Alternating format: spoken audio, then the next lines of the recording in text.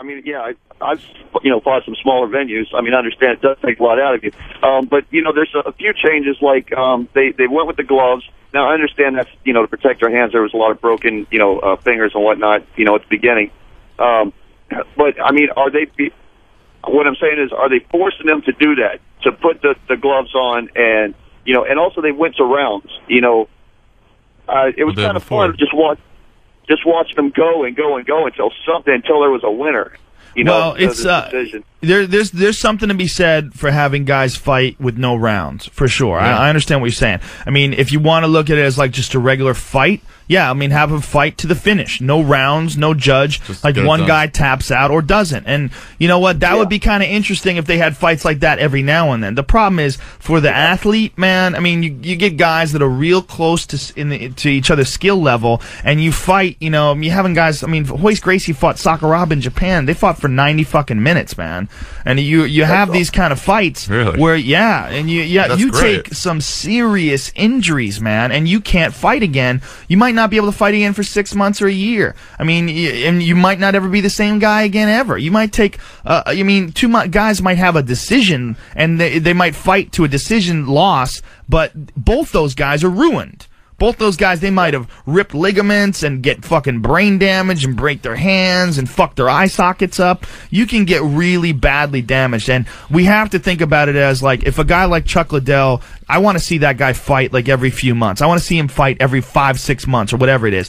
He's not going to be able to if you fight like that. If you fight like as long as, we wanted to in the old UFCs where they had no time limit, there's no way these guys are going to be able to fight very often. You got to think about the health of the athletes, and to protect the athletes, I think the rounds and all that other stuff, I think it's a good thing. And I think giving these guys 5-minute rounds and then letting them recover for a minute, it makes the fight more exciting because they have more energy when they come back, and they have more enthusiasm when the second round, third round starts. But I see what you're saying. I see what you're saying. The whole thing about money you're talking about. Once the guys that went in debt, $44 million. You need sponsorship. You need endorsements. Well, not only that, pay-per-view they have a window. They have a 3-hour window in pay-per-view. Man, you can have a fucking 3-hour fight with some of these guys. Oh yeah. I mean, two guys that are really evenly matched. Fuck, man. Especially if they know there's no time limit, they might really pace themselves. And it could get boring as fuck. Yeah, that's true. All right. Yeah, maybe I'm just being a little bit selfish, but it was fun to watch. It was fun to watch, man. You could always just rent the DVDs. Yeah, Vos, wipe your mouth off. You're slobbering.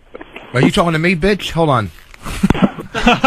Did he hang up? He didn't have his headphones on. He said, wipe your mouth off. You're slobbering. That's okay. I'm slobbering on the radio. How did you know without your headphones on that he was talking about you? Because I'm the only slobber in the room. All right? Nobody else is spitting it's like a Gallagher concert when I talk. What else we got, dude? Are Rick, these all fighting questions? Yeah. That's crazy, man. That's how crazy the UFC is, man. You talk about weed and drugs, nobody gives a shit. Yeah. Rick, California, go ahead, man. Wait, hold on, Rick. You don't have any questions about how to get to governors of Levittown? Or not a one. Those questions? It's like the LIE. Let me check the instant feedback. No, none there either. Rick from California, go ahead. Ray, probably? Sure, you. What's up, dude? All right. Hey, what's going on, One? Joe, got a question for you. I've always when I first started watching UFC, I always liked watching it because it was, you got to see all different kind of styles and everything. I think recently it's kind of gone towards maybe not recently, but it's a lot more wrestling than anything. These guys try to put themselves on the ground as fast as they possibly can, and there's nothing to actually sit there and.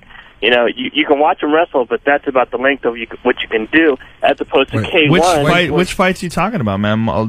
There's more stand-up in the UFC than anything. Yeah, I think I didn't go to the ground enough. Well, I don't know, because I love watching K1. K1 is nothing but stand-up fights. K1's great. They call it. K1 is great, man, but there is K1. I mean, it's still an option. You could always just watch K1 if you don't like watching the ground. No, that's fine. But what I'm trying to do is I really want to enjoy UFC, but it's just like I said. You sit there and watch them.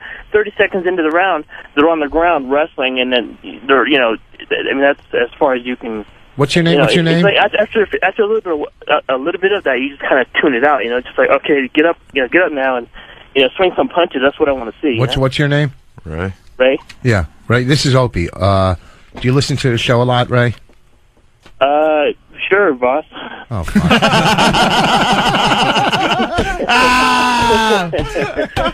Well, dude, I hear what you're saying, but I disagree. I think I like watching the whole thing. I like watching all the options, but a lot of those really good K1 guys, they're starting to bleed over into mixed martial arts.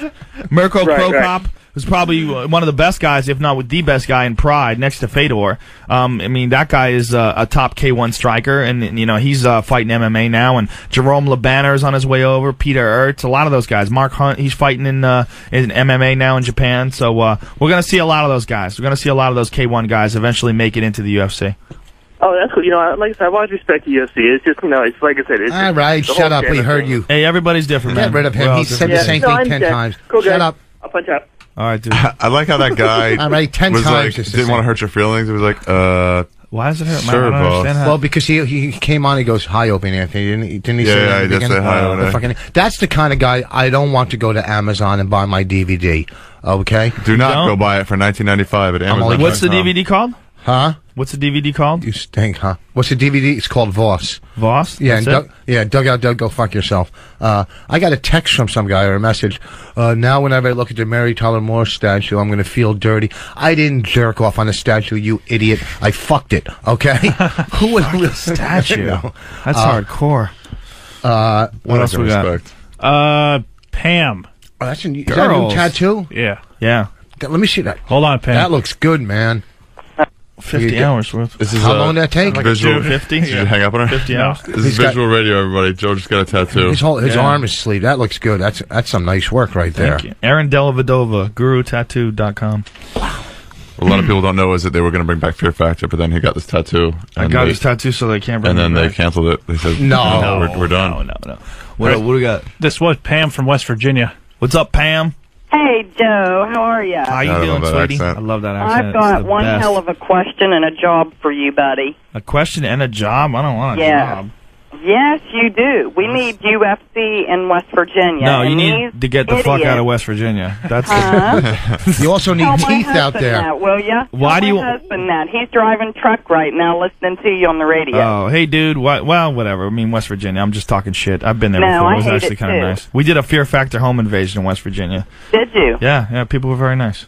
I've been fishing. They're nice, but we live back in the 30s where you marry your brother. And did you marry your brother? Is your brother out there driving a truck right now? Yes, he is. Hell yeah. We were in West. We want UFC here really bad. What can we do? Well, they are currently working to try to get it sanctioned in all the states, and they have a gang of lobbyists that are working exclusively for the Ultimate Fighting Championship right now and going all across the country trying to legalize it in all sorts of states. I know we're going to Ohio this year. I know we're going to England, which is obviously out of the country, but we're going to be going to Atlantic City, Connecticut, and Massachusetts. They're working on that, and they're working on doing it in a bunch of different states. But it's going to be all across the country eventually. That's cool. Good. I hope so, because we love it. And I got to meet Randy Couture in March of this year, and did you get what moist? A man!